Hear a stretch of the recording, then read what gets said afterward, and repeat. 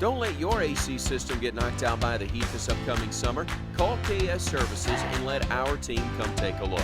We repair and install all makes and models. We even offer a free no-hassle quote and second opinion, so give us a call today. With our flexible financing, you can literally pick your payment. We may even be able to help you knock down that utility bill a bit. KS Heating and Air, the team ensuring your comfort.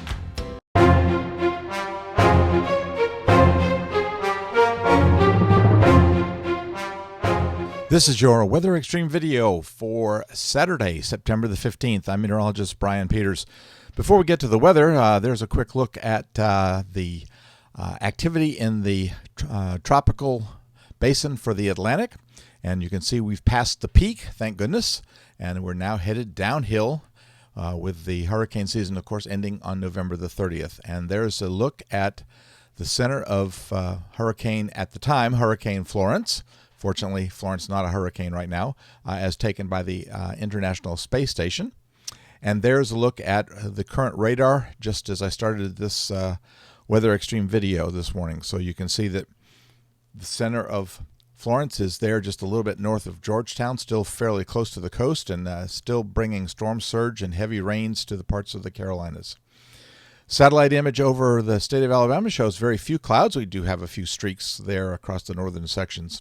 And of course, on the weather map, the surface map, we see that the tropical storm Florence is the main feature, with large high pressure that is keeping Florence from moving very much. The upper air chart, the 500 millibar pattern, shows a large ridge over the eastern part of the country, and Florence is embedded in that and expected to eventually move up into the southern Appalachians and eventually an open wave. Temperatures across central Alabama this morning range from about 70 at Anniston to 76 at Tuscaloosa. Watch warning map, not too bad. We do have, of course, the flash flood watches as well as all the warnings related to Florence in North and South Carolina. We have flash flood watches and warnings down across South Texas, where that tropical wave moved into the South Texas area. And then we have some high fire danger in the central Rockies. And the QPF for the next 5 days shows a real good look at dry weather for the northern two-thirds of the state of Alabama. The heavy excessive rainfall outlook features high risk over the area where Florence is affecting the Carolinas, of course, as well as the slight risk over the area where that little weak disturbance moved into South Texas. Storm Prediction Center has a slight risk there over the coastal area of North Carolina, primarily in the vicinity of Wilmington on day 1. Day 2, just thunderstorms. Day 3, marginal risk in parts of southeastern South Dakota and Minnesota, southern Minnesota. And there's a look at the tropics. Isaac dissipated officially this morning at 5 a.m. Atlantic Standard Time. Of course, Florence still a tropical storm, and then we have tropical storms Joyce and Helene. There's a look at the forecast for Florence. Florence expected to become a depression later tomorrow morning and stay that way, and then move up into eastern Kentucky and eventually take off across the New England states. And there's Joyce, and expected to stay out in the Atlantic. And there is Helene, and Helene is going to remain a subtropical storm as it moves up into the United Kingdom area. All right, let's get to the 068 GFS model run this morning. And, of course, the 500 millibar pattern features that closed low over South Carolina, where Florence is located, and we're seeing a good deal of precipitation, especially on the north and eastern sides of the storm. By tomorrow, the system beginning to weaken some more as it moves up into the southern Appalachians and into East Tennessee primarily. And of course, at the surface, we see that reflection over extreme north Georgia. We're staying on the drier side of it, so it looks like the impact on us is actually sort of positive. It opens into a wave on Monday, and precipitable water values are very low around our area, so we're going to stay dry. Tuesday, the open wave is now caught up in the westerlies and moving up through the mid-Atlantic states.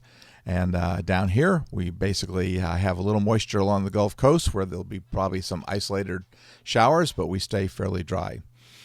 Wednesday, the ridge is moving back into Texas. We see it over the Mid-South area, and it doesn't really move all the way back to Texas on Thursday as we see it over the southeastern U.S.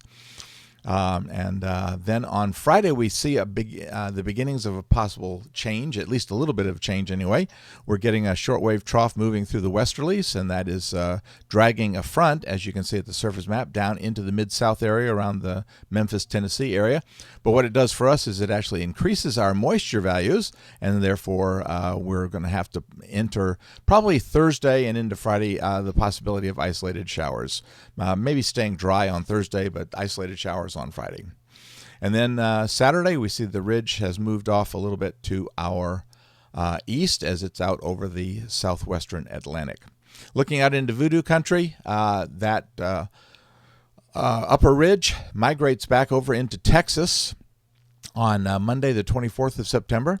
It stays there pretty much very strong and keeping us warm and toasty as summer-like conditions continue. But you notice a very strong trough there in the northern Rockies and a closed low. That moves across and digs out a new trough over the eastern part of the country by the 30th of September. So that promises some much cooler weather. Well, that'll do it for the Weather Xtreme video for this morning. Expect to have the next one posted first thing on Sunday morning. In the meantime, stay tuned to the blog for notes on Alabama's weather. I'm meteorologist Brian Peters. Have a great day. Godspeed.